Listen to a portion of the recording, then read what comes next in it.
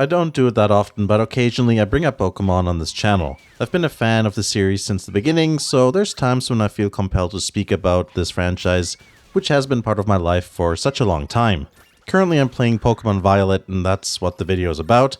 I'll mention things I like for example the freedom to run around everywhere. I'll also bring up things I don't really like for example when the game is doing its best N64 impression, both graphics and performance-wise. But then there's also things I want to talk about that I'm neutral on or maybe not sure about yet. So this is where I'm at right now in the game. I haven't finished it. I did all the 8 gyms, but I haven't completed the Elite Four yet. I can beat like 1 or 2, but then, yeah, that's about it. I did defeat all but one of the Titans, and I've also done the 5 Team Star hideouts. My party is in the low to high 50s right now, and I think I need to bring them up to at least level 60, somewhere in there to comfortably beat the rest of the game. A little background first. I played Pokemon starting with Silver. My parents weren't the type of people to just buy whatever games I wanted, so I ended up downloading the game and I played it on an emulator on the PC, which doesn't sound that unusual, but it is considering that at the time, Silver and Gold were the newest games, so yeah, there were not many people playing it on emulator back then, in like 2000 or 2001 or whenever those games came out again. I've played every generation mainline game since then, and while there's been countless evolutionary changes over time, there's been some very notable revolutionary things that have been introduced over the years too, like the introduction of color graphics, the absolute monumental addition of the GTS in Gen 4, in other words being able to trade Pokemon over the internet. I don't think people who didn't grow up during the non-internet Pokemon days understand how big of a deal that was. And then Gen 6 made things totally 3D, and also introduced player customization, and on it goes. You get the idea. There's always something new that pops up every now and then. And now with Pokemon Scarlet and Violet, I think we're once again at a point in Pokemon history where some very important and revolutionary changes took place in the franchise. I'll start with the things I really quite like. As many people expected, the open-world nature of Pokemon Legends Arceus was the basis of Scarlet and Violet.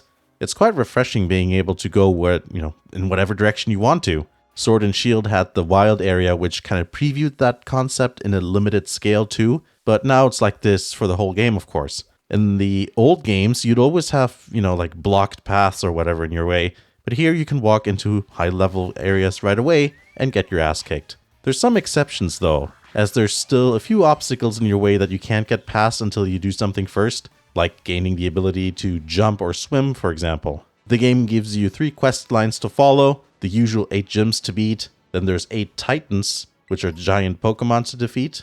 Wait, that's not right. I wrote down 8 Titans. It's actually 5, isn't it? I think so. And then there's also 5 Team Star hideouts to take down. You can complete them out of order, though you'll find you probably can't do them, out of order for the most part. You'll feel out which opponents are your level, etc.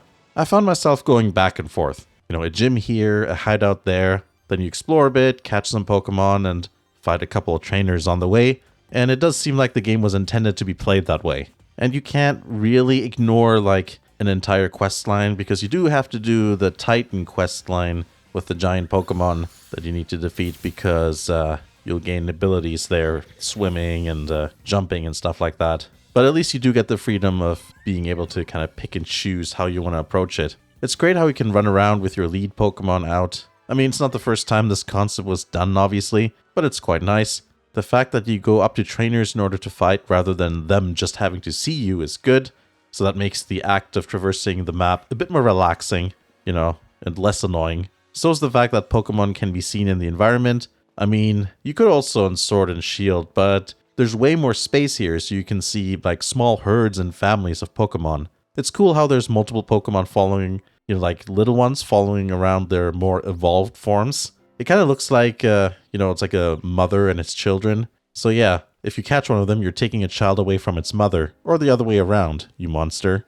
And importantly, I think the world just feels vast. When you're first starting the game, it does feel like you can go anywhere, and I actually, wondered which quest line I should tackle first.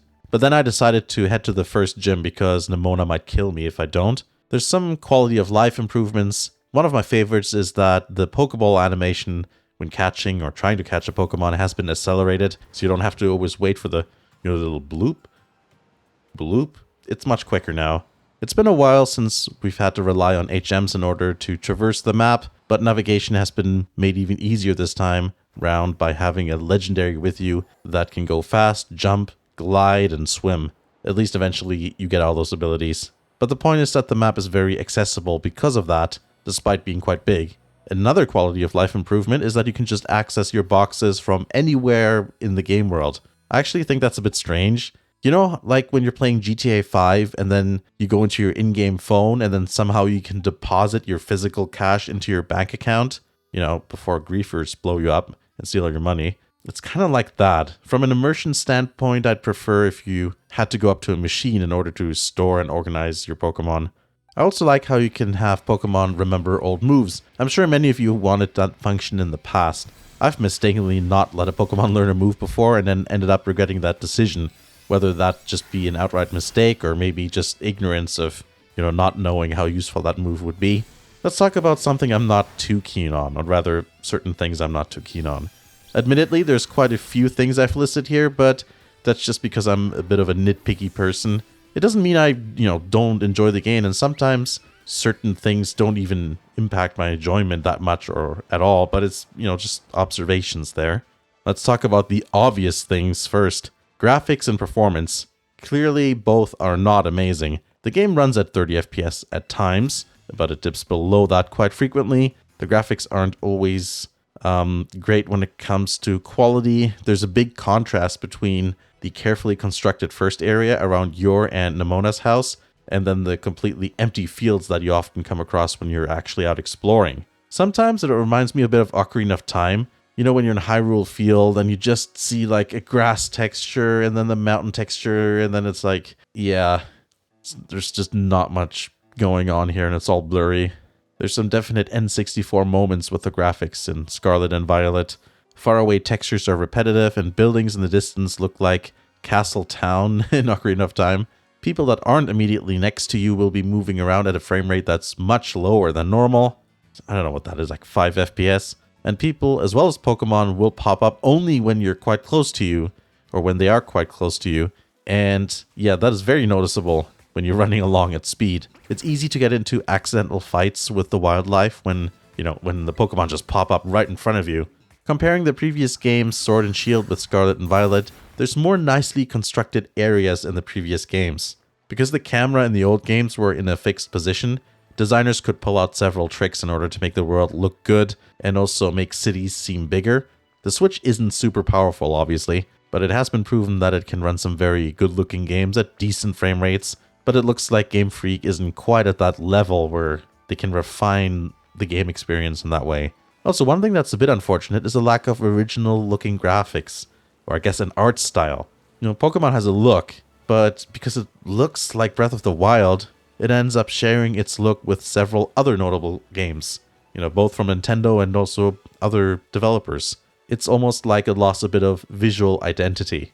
I already mentioned that towns feel a bit smaller. It's not because they are smaller, it's just before they could just run buildings out of shot, implying that the city or town is larger than the area you get to run around in. Because the camera was fixed, you couldn't see the town just ending. But with Scarlet and Violet being free roam, the towns can't really disguise the fact that they're indeed small, even though they're supposed to be, in some cases big. And that makes them feel like they're just plopped onto the landscape in many cases. And then having one Pokemon Center on one end and then another one at the other end just makes the towns look even more dinky. Not to mention all Pokemon Centers look exactly the same. I don't mind that the Pokemon Center isn't a building that you have to go into, because it certainly speeds things up when you're just trying to heal your Pokemon quickly. But the previous games had a bit, more variety when it comes to different buildings and things like that. While that is not practical, I would like to see a mix between, architectural styles, as well as combined and separate Pokemon Centers and Pokemarts. Because, you see that variation in real life, and having that in a game would be cool too. Another graphical thing about towns is that in previous games, they looked like they were much better integrated into their surrounding landscapes. Scarlet and Violet do their best, but in the past you'd see more like, greenery and vegetation right up to the buildings. There's just so much empty space now, it just looks, just plonked into place, like I said. Still on the topic of towns, it feels like there's less places to walk into. There's actually a lot of like eateries because of the whole meal powers thing where you get buffs depending on what kind of food you eat. But yeah, instead of having an interior, it's just like a menu and with different pictures, which do look well done. But I liked how in the past there were more houses to go into and people to interact with, like you'd find hidden characters or whatever. But here you'll usually find the doors locked. Something that really doesn't affect the core gameplay but still disappointed me was the lack of character customization. By the time we got to Sword and Shield, there was so much you could actually do in terms of changing your looks. I really liked going into a new town and going into the clothing shop to see what they had, but that's not really a thing here now with the newest games. You can only choose between spring, summer, autumn, and winter uniforms, and then there's small stuff like, like little accessories and whatever.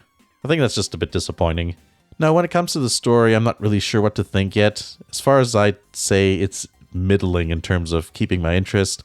The whole academy thing is interesting, I suppose, just because it's not something we've seen before in a Pokemon game, as far as I remember. I do like the idea of Team Star. In Japan, you may be aware of several types of like gangs or delinquent subcultures, like Yankee or Bozozoku. Since I have a great interest for JDM stuff, I quite like the Bozozoku references. Like, for example, you'll see the motorcycles and also the cars. The Reveroom car you see in the boss fights also seem to be a combination of Bozozoku / Kaido Racer and Decotora in terms of looks.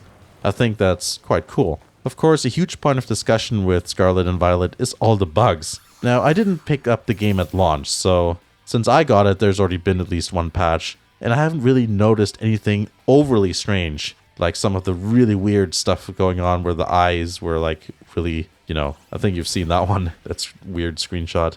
But there's some small stuff here and there. Often you'll see some graphical glitches in the distance, with textures going black for a split second. Sometimes, depending on the terrain, things can be weird when finding wild Pokemon or just trainers you encounter, because the camera can sometimes clip below ground, or on occasion the camera angle will just be at a somewhat strange angle and you can't really fix it.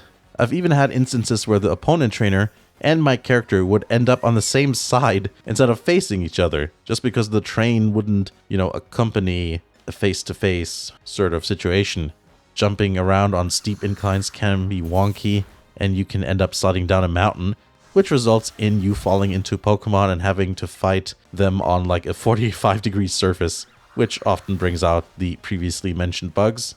But if usually something really weird happens, like you get stuck, like you're floating in air mid-jump and you just somehow get stuck, when those situations happen, then the game will just reset you onto like a normal surface. So that's good. But yeah, other than that, I haven't really seen anything myself in terms of bugs. And I have about, I want to say, 20 hours of playtime so far. So yeah, at least I've not experienced anything worse than what I just mentioned. Despite that large list of criticism, I really enjoyed and still am enjoying playing Pokemon Violet. There's a few points I'm still not sure about, but after having played so many games and remakes, I've just come to accept that certain aspects aren't always going to match my preferences, so I'm just going to enjoy it for what it is.